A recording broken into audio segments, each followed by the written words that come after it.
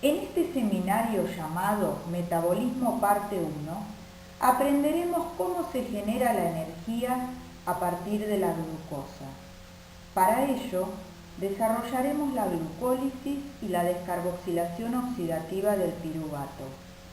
Además, veremos la explicación del ciclo de Krebs, cadena respiratoria y fosforilación oxidativa, que conforman las rutas metabólicas del metabolismo intermedio, ya que confluyen los compuestos derivados de las distintas biomoléculas. Sumaremos luego los procesos básicos del metabolismo de las otras hexosas, galactosa y fructosa, y terminaremos con el balance energético de la glucosa. En el primer seminario hemos aprendido que los hidratos de carbono ingeridos con la dieta son digeridos y en su estado de monosacáridos son absorbidos. Estos son los disacáridos maltosa, que genera glucosa, sacarosa, que genera glucosa y fructosa, y lactosa, que genera galactosa y glucosa, y el polisacárido almidón, que genera glucosa. En crecimiento y desarrollo vimos los diferentes tipos de transporte. En el caso de la glucosa y galactosa, se absorben a través de la membrana apical de las células epiteliales del intestino delgado, por cotransporte con sodio. Por eso, el transportador se llama SGLT1. T de transporte, Gl glucosa, S sodio. Y el 1 es para identificar el de intestino, ya que hay otro en las células de los túbulos renales. Es un transporte activo secundario al transporte de sodio. Mientras que la fructosa se absorbe por difusión facilitada, y es por ello que el transportador se llama GLUT5. Glucosa, galactosa y fructosa salen de la célula intestinal a través de la membrana vasolateral y pasan a la circulación por difusión facilitada a través del transportador GLUT2. Los transportadores GLUT son proteínas que permiten la difusión facilitada de monosacáridos. Se identifican con un número y difieren en la distribución tisular, especificidad, afinidad de la molécula que transportan y propiedades funcionales. En la presente imagen se hace mención a algunos de ellos. Una vez que estos monosacáridos son absorbidos y por sangre llegan a diferentes tejidos, tenemos que conocer cómo se utilizan. Las rutas implicadas en el metabolismo se dividen en rutas catabólicas o catabolismo y rutas anabólicas o anabolismo. Estas vías son opuestas, pero no exactamente inversas. Ocurren simultáneamente en las células con regulación independiente. El catabolismo implica reacciones degradativas que sirven para producir energía, mientras que el anabolismo implica reacciones de síntesis que requieren energía. Nos dedicaremos en este disciplinar al catabolismo de los monosacáridos. Los monosacáridos glucosa, galactosa y fructosa, que provienen de los hidratos de carbono que se ingieren, nos aportan energía. En el caso de los triglicéridos, tanto el glicerol como los ácidos grasos constituyen fuentes de energía. Los aminoácidos provenientes de las proteínas también pueden ser utilizados para producir energía. En las vías catabólicas, estos compuestos serán oxidados con generación de coenzimas reducidas.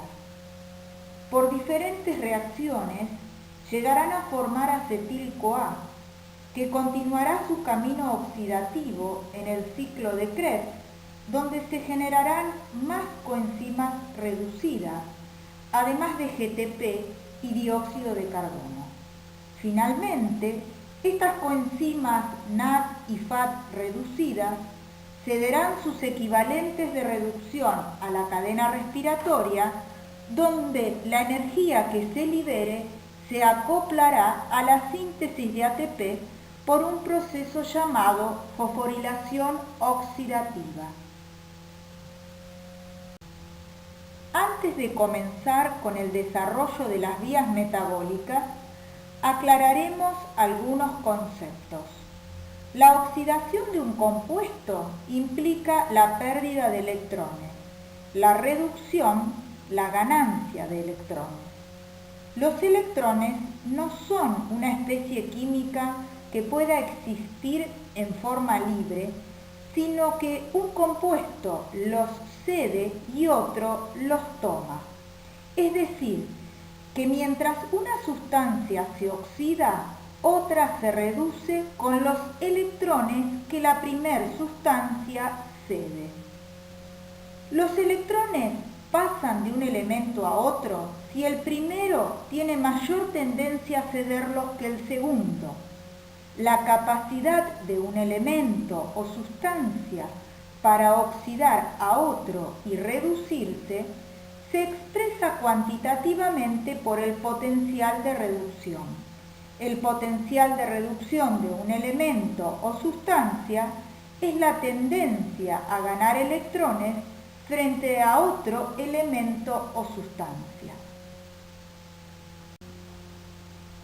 Veamos las coenzimas NAD y FAT. Recordemos que las coenzimas son moléculas no proteicas que en asociación con las enzimas intervienen en el proceso de reacción, es decir, en la transformación del sustrato y por lo tanto experimentan cambios. NAD y FAT son coenzimas de óxido-reducción. La coenzima nicotinamida adenina dinucleótido o NAD proviene de la vitamina B3 o niacina. Si leemos la semireacción de izquierda a derecha, nos muestra que cuando el NAD recibe 2 electrones y 2 protones, se reduce. Como lo muestra la imagen de abajo, acepta los 2 electrones en su estructura y solo uno de los protones, quedando el otro protón libre. Es por ello que cuando hablamos del NAD reducido, decimos NADH más protón. Si esta misma semireacción la leemos de derecha a izquierda, estamos hablando de la oxidación del NAD reducido, es decir, que pierde 2 electrones y 2 protones. La coenzima FAT o flavina adenina dinucleótido proviene de la vitamina B2 o riboflavina. En el caso de la coenzima FAT, cuando recibe los 2 electrones, también incorpora los 2 protones en su estructura. Es por ello que decimos que el FAT se reduce a FAT-H2. Si esta reacción la leemos como en el caso anterior, de derecha a izquierda, estamos hablando de la oxidación del FAT reducido, es decir, que pierde 2 electrones y 2 protones. Pero estos electrones y protones que reciben las coenzimas, si hablamos en el sentido de la reducción, provienen de otros compuestos. O por el contrario, si las miramos en el sentido de la oxidación de las coenzimas, estos electrones y protones son recibidos por otro compuesto. Estas coenzimas, NAD o FAD, pueden ser coenzimas de enzimas llamadas deshidrogenasas, es decir, que cuando estas enzimas actúan sobre sustratos oxidándolos, los sustratos pierden 2 electrones y 2 protones que son tomados por el NAD o el FAD dependiendo de la enzima. De esta manera, el sustrato queda oxidado y la coenzima reducida.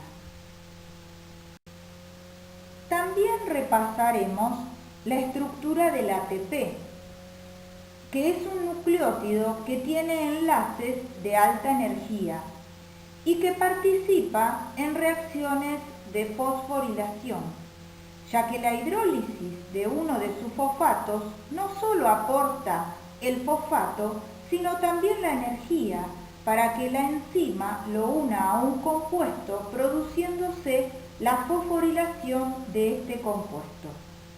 Las flechas en rojo indican los enlaces de alta energía del ATP. Cuando se hidroliza el enlace entre el segundo y el tercer fosfato, el ATP se convierte en ADP. Si éste pierde otro fosfato por hidrólisis del enlace entre el primero y el segundo fosfato, se genera AMP. Ahora empezaremos a describir la glucólisis, vía que transcurre en el citosol. En la primera reacción de la fase preparativa, se produce la fosforilación de la glucosa catalizada por la enzima hexoquinasa.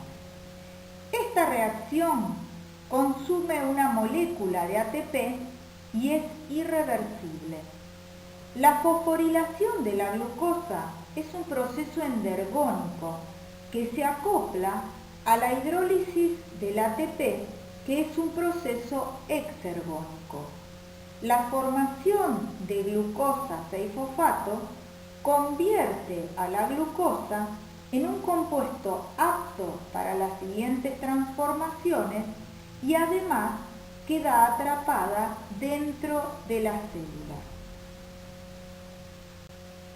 A continuación, la glucosa 6-fosfato se isomeriza o convierte en fructosa 6-fosfato. En esta reacción no se incorporan ni se pierden átomos, sino que se disponen en forma distinta, generando otro compuesto. En la tercera reacción, la enzima fosfofructoquinasa cataliza la fosforilación de la fructosa 6-fosfato, que se convierte en fructosa 1,6-bifosfato. Es decir, esta fructosa tiene 2 fosfatos, uno en el carbono 1 y otro en el carbono 6. Esta reacción consume un ATP y es irreversible. La fructosa 1,6-bifosfato es escindida en 2 triosas que están fosforiladas, por ello se llaman triosas fosfato, que son la dihidroxiacetona fosfato y el gliceraldehído 3-fosfato. La dihidroxiacetona fosfato se convierte o isomeriza en gliceraldehído 3-fosfato. Es por ello que a partir de una molécula de glucosa de 6 carbonos se generan 2 moléculas de gliceraldehído 3-fosfato de 3 carbonos. En la fase de rendimiento energético, el gliceraldehído 3-fosfato es oxidado con reducción de NAD y luego se fosforila generándose 1,3-bisfosfoglicerato. En el carbono 1 de este compuesto se ha generado un enlace de alta energía que en la reacción siguiente va a permitir la formación de ATP.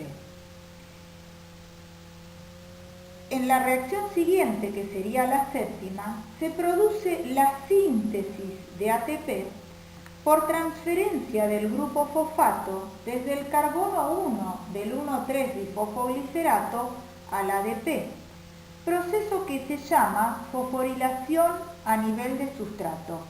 Es decir, que para la síntesis de ATP, que es un proceso endergónico, se utiliza la energía que se encuentra en el enlace de alta energía del primer carbono del 1,3-bisfosfoglicerato. El 3-fosfoglicerato de la reacción anterior se convierte en 2-fosfoglicerato que luego se deshidrata y transforma en fosfoenolpiruvato. Este compuesto también tiene un enlace de alta energía que en la reacción siguiente va a permitir que se sintetice ATP.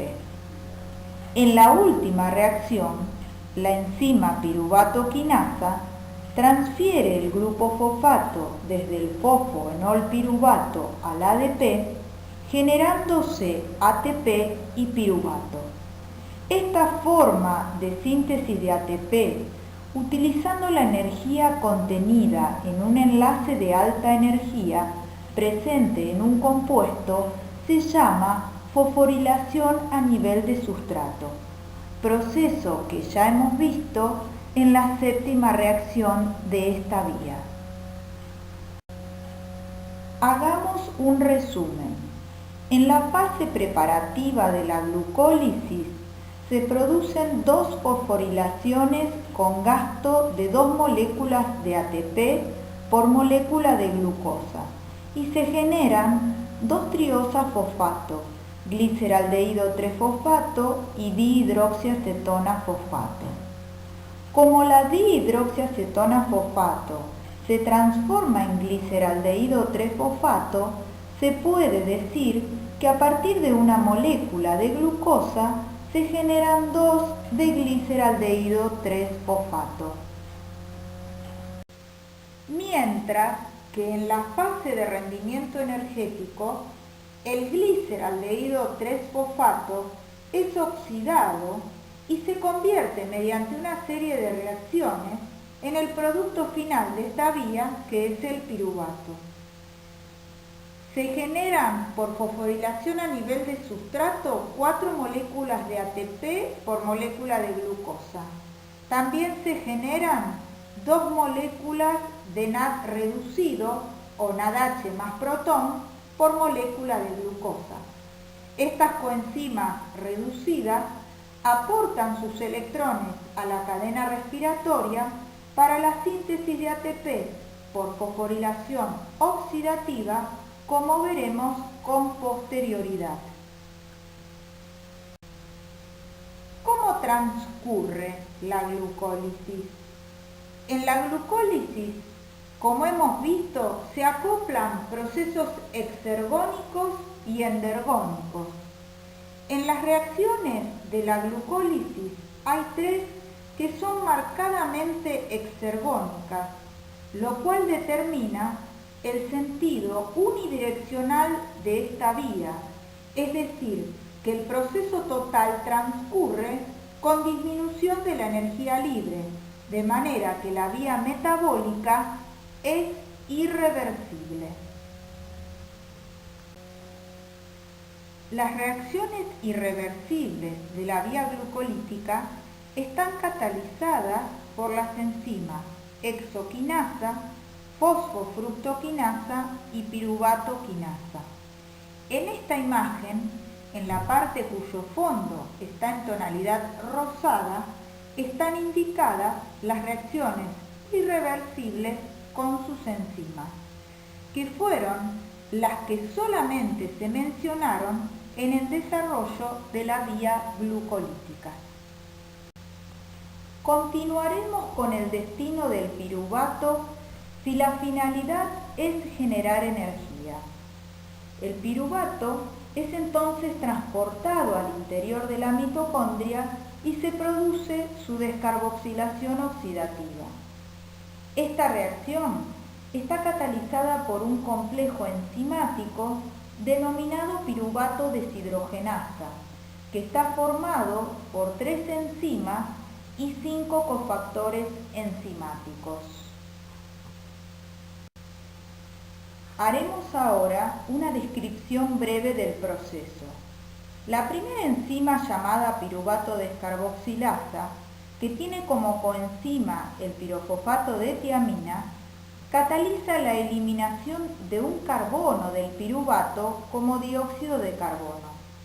La segunda enzima, llamada dihidrolipoil transacetilasa, cuya coenzima es el ácido lipoico, oxida el resto de 2 carbonos y lo une a la coenzima A, formándose acetil-CoA. La tercera enzima, llamada dihidrolipoil deshidrogenasa, que tiene como coenzima al FAD, regenera el ácido lipoico. Finalmente, los electrones del FAD reducido o FADH2 son transferidos al NAD, que se reduce quedando el FAD en estado oxidado. Como dijimos con anterioridad, en esta reacción intervienen 3 enzimas y 5 cofactores enzimáticos. El pirofosfato de tiamina, que proviene de la tiaminovitamina B1, es la coenzima de la primera enzima. El ácido lipoico es la coenzima de la segunda enzima. Y el FAD, flavina adenina dinucleótido, que proviene de la riboflavina o vitamina B2, es la coenzima de la tercera enzima. También participan la coenzima A, en cuya constitución interviene el ácido pantoténico o vitamina B5, y NAD, nicotinamida adenina dinucleótido, que proviene del ácido nicotínico o vitamina B3. Tenemos aquí un ejemplo concreto de la función de las vitaminas que tienen una notable actividad a concentraciones muy bajas. Para resumir, podemos decir que la descarboxilación oxidativa del piruvato ocurre en la matriz mitocondrial y está catalizada por la enzima piruvato deshidrogenasa. En esta reacción se produce la descarboxilación del piruvato. El resto de 2 carbonos es oxidado y se une a la coenzima A para formar acetil-CoA y se genera NADH más protón. El acetil-CoA es un compuesto que tiene un enlace tioéster de alta energía. La reacción neta no muestra a las coenzimas pirofosfato de tiamina, ácido lipoico y FAD, ya que quedan en su estado original al final del proceso de reacción. Veremos ahora el ciclo de Krebs. El ciclo de Krebs es una ruta central común que se la denomina anfibólica, es decir, que constituye un nexo de unión entre catabolismo y anabolismo.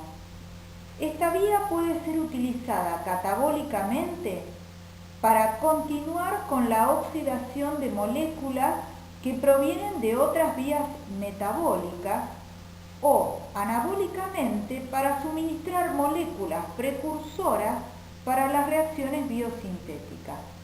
En este momento la estudiaremos desde el punto de vista catabólico. El ciclo de Krebs transcurre dentro de la matriz mitocondrial y se considera al acetilcoenzima A como alimentador de este ciclo, combinándose con el oxalacetato, molécula que se regenera al final de este ciclo. En la primera reacción se produce la condensación de acetil-CoA de 2 carbonos con el oxaloacetato de 4 carbonos para formar citrato de 6 carbonos. La energía para condensar los 2 carbonos del acetil-CoA con los 4 del oxaloacetato proviene del enlace de alta energía que tiene el acetil-CoA y que se libera cuando se separa la coenzima A del resto de dos carbonos. Esta reacción está catalizada por la citrato sintasa y es irreversible, como está indicada en la imagen con la flecha en un solo sentido y en color rojo. Luego, el citrato se transforma en isocitrato. A continuación, se produce la descarboxilación oxidativa del isocitrato de 6 carbonos, que se convierte en alfa-cetoglutarato de 5 carbonos. Reacción catalizada por la isocitrato deshidrogenasa. Esta reacción es irreversible y en ella se elimina un carbono como dióxido de carbono y se reduce NAD.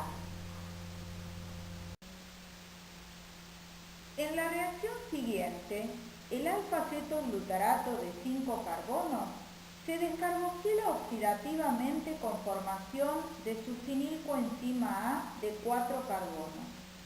Esta reacción es catalizada por la enzima alfa-cetoglutarato deshidrogenasa.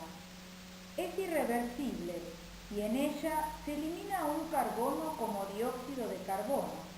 Se une la coenzima A al resto de 4 carbonos, generándose el succinilcoenzima A y se reduce el NAD. La formación de succinilcoenzima A es importante, ya que este compuesto tiene un enlace de alta energía que va a permitir en la próxima reacción sintetizar GTP. Esta reacción tiene un mecanismo similar a la descarboxilación oxidativa del piruvato, ya que participan 3 enzimas y 5 cofactores enzimáticos. En ambas reacciones se forman tioésteres de la coenzima A, acetil-CoA, como vimos en la descarboxilación oxidativa del piruvato, y succinil-CoA en esta reacción. Ambos compuestos tienen enlaces de alta energía. En esta reacción se sintetiza GTP a partir de GDP y fosfato, utilizando la energía del enlace de alta energía del succinilcoenzima A. El GTP se forma por fosforilación a nivel de sustrato. Hay 3 reacciones de fosforilación a nivel de sustrato. Las 2 que hemos visto en la segunda etapa de la glucólisis, en las que se sintetiza ATP, y esta del ciclo de Krebs, donde se sintetiza GTP. En la sexta reacción del ciclo de Krebs, el succinato se oxida a fumarato con reducción de FAD a FADH2. Luego, se produce la hidratación o incorporación de una molécula de agua en el doble enlace del fumarato, originándose malato. Finalmente, el malato se oxida a oxalacetato con reducción de NAD a NADH más protón. Podemos decir que por cada molécula de acetil-CoA que ingresa al ciclo de Krebs para continuar su camino oxidativo, se producen 2 descarboxilaciones marcadas con rojo. Se generan 3 moléculas de NADH más protón y una molécula de FADH2, indicadas en verde con una flecha que muestra la reacción en las cuales se generan. Se genera una molécula de GTP por fosforilación a nivel de sustrato, indicada con naranja.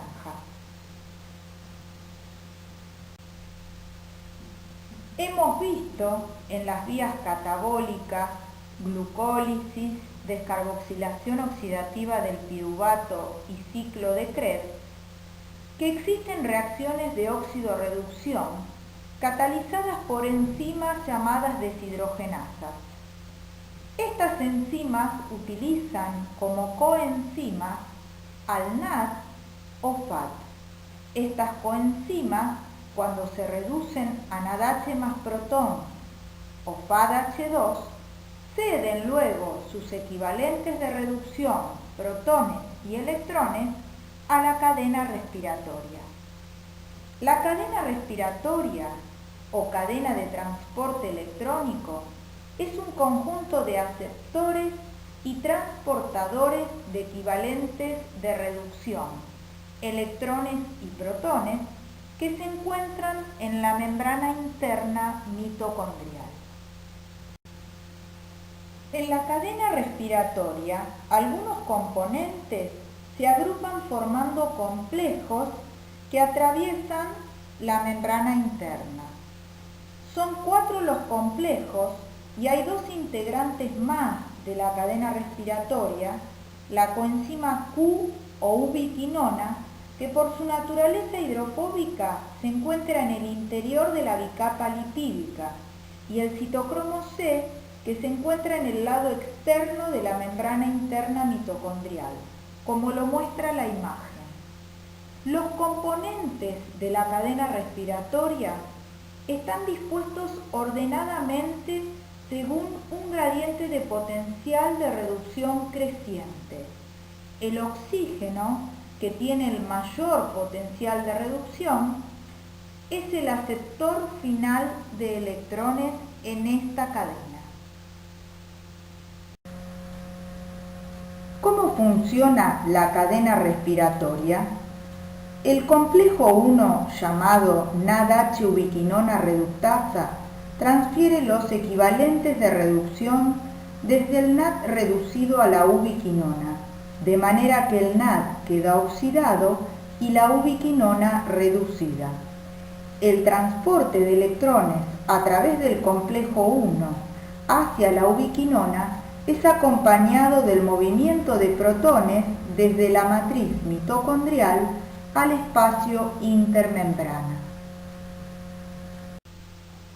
El complejo 2, llamado succinato ubiquinona reductasa, transfiere los equivalentes de reducción desde el succinato al FAD y luego el FADH2 a la ubiquinona, quedando el FAD oxidado y la ubiquinona reducida.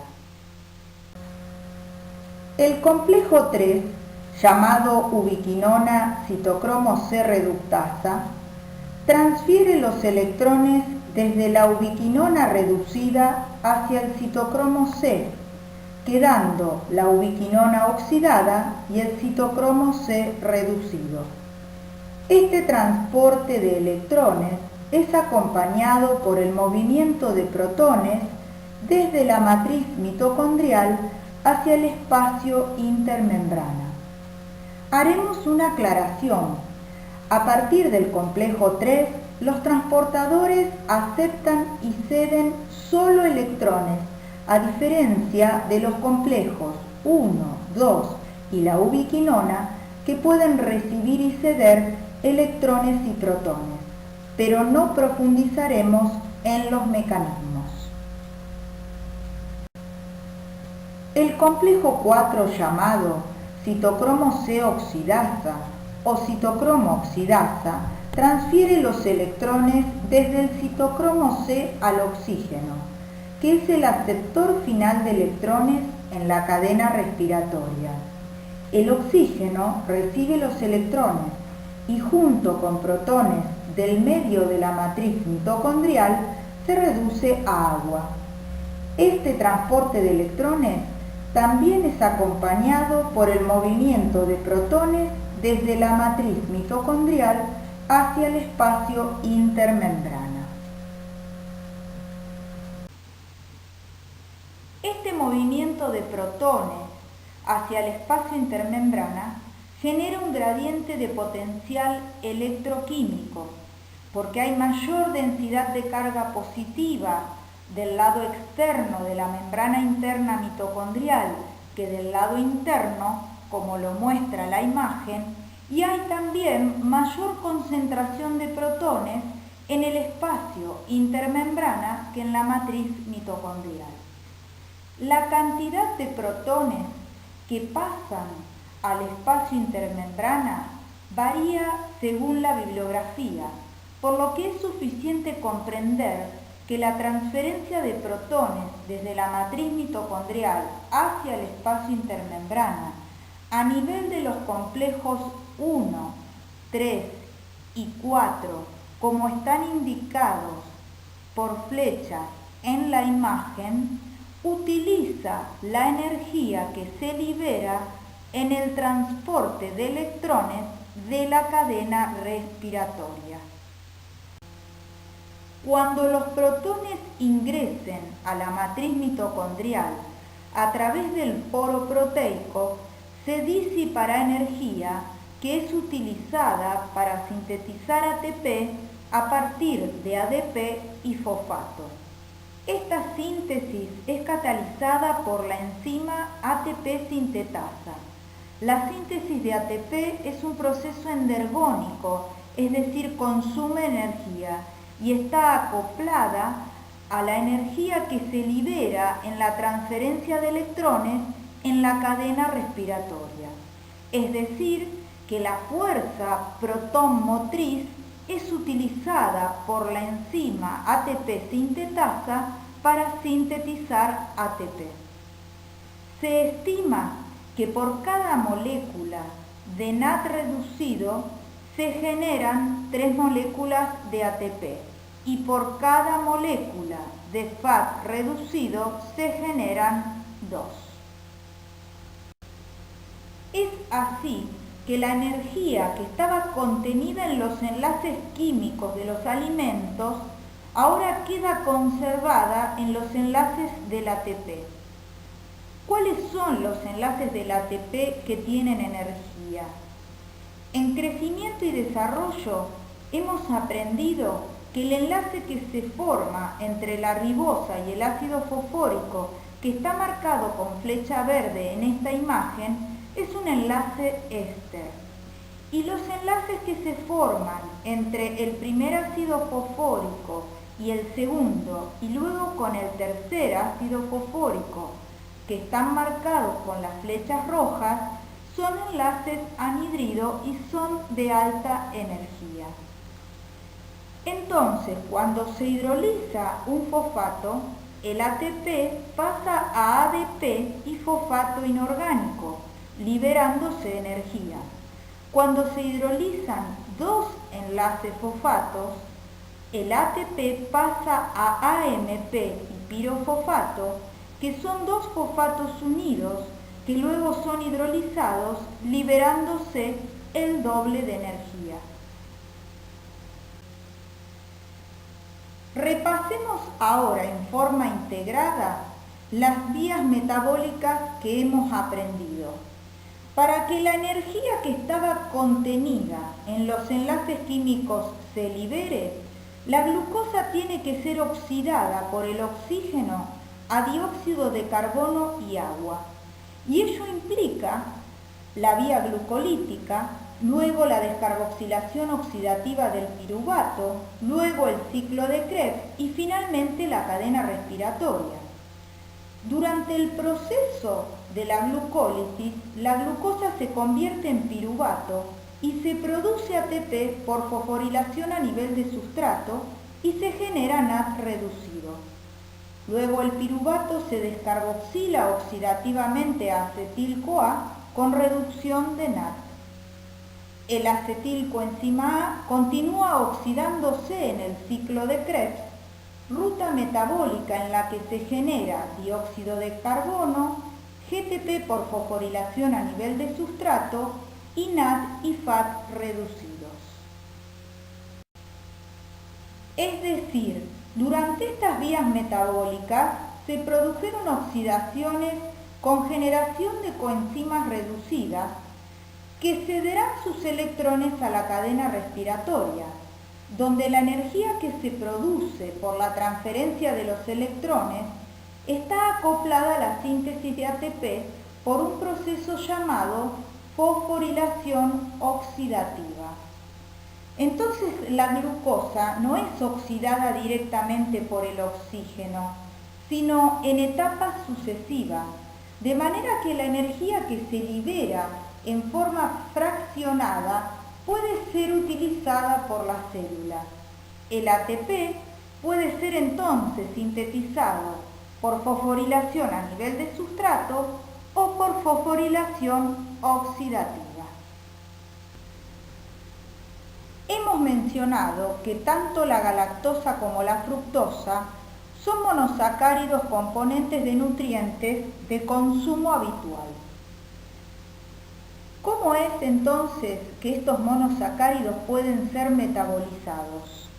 En el caso de la galactosa se fosforila y luego se convierte en UDP-galactosa, que se transforma en UDP-glucosa. La UDP-glucosa es un intermediario en la síntesis de glucógeno, como se verá en el próximo seminario, y también en reacciones de interconversión de azúcares.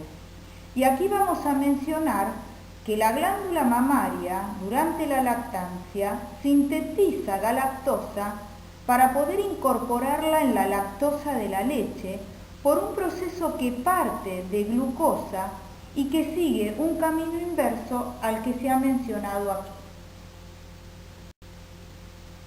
En este esquema está explicado las transformaciones que tiene la fructosa para poder ser oxidada y generar energía.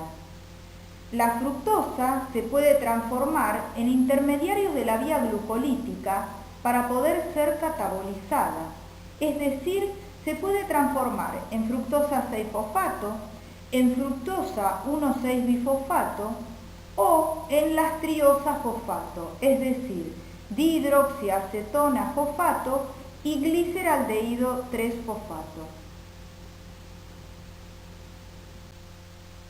Comenzaremos ahora con el balance energético de la glucosa. Recordemos que en la primera parte de la glucólisis se consumen 2 ATP y que a partir de una glucosa se generan 2 moléculas de gliceraldehído 3-fosfato, por lo que en la segunda fase de la glucólisis se generan 4 moléculas de ATP por fosforilación a nivel de sustrato, siendo la producción neta de glucosa a piruvato 2 moléculas de ATP. Luego, las 2 moléculas de piruvato ingresan a la matriz mitocondrial y se descarboxilan formando 2 moléculas de acetilcoenzima A. En esta reacción se generan 2 moléculas de NADH más protón. Cuando estas coenzimas ceden sus electrones a la cadena respiratoria, se sintetizan 6 ATP. Las 2 moléculas de acetilcoenzima A ingresan al ciclo de Krebs, por lo tanto se producen 6 moléculas de NAD reducido, que en la cadena respiratoria permitirán que se generen 18 ATP. También se producen 2 moléculas de FADH2, que en la cadena respiratoria generarán 4 ATP, y 2 moléculas de GTP, que equivalen a 2 moléculas de ATP. Hasta aquí, si sumamos en total, son 32 ATP. Los NAD reducidos que se generaron en la glucólisis no pueden atravesar la membrana interna mitocondrial. Es por ello que utilizan conmutadores o lanzaderas de electrones para poder aportar sus electrones a la cadena respiratoria. Si se utiliza el conmutador aspartato-malato, los electrones pasan de un NAD reducido en el citosol a un NAD dentro de la matriz mitocondrial. Como en la glucólisis se generan 2 moléculas de NAD reducido, en la matriz mitocondrial aportarán sus electrones a la cadena respiratoria y se producirán 6 moléculas de ATP. Si lo sumamos a los 32, son en total 38 moléculas de ATP. Si se utiliza el conmutador glicerol-fosfato, los electrones pasan de un NAD reducido en el citosol a un FAT dentro de la matriz mitocondrial. Como en la glucólisis se generan dos moléculas de NAD reducido, cuando los dos FADH2 aporten sus electrones a la cadena respiratoria, se generarán 4 ATP. Si los sumamos a los 32, son en total 36 moléculas de ATP. Como aquí vemos, depende del tipo de conmutador o lanzadera, es que una molécula de glucosa puede generar 36 o 38 moléculas de ATP. La utilización del tipo de lanzadera o conmutador depende del tejido. Cuando la disponibilidad de oxígeno en los tejidos es limitada, la cadena respiratoria se inhibe y como consecuencia se inhibe el ciclo de Krebs y la descarboxilación oxidativa del piruvato.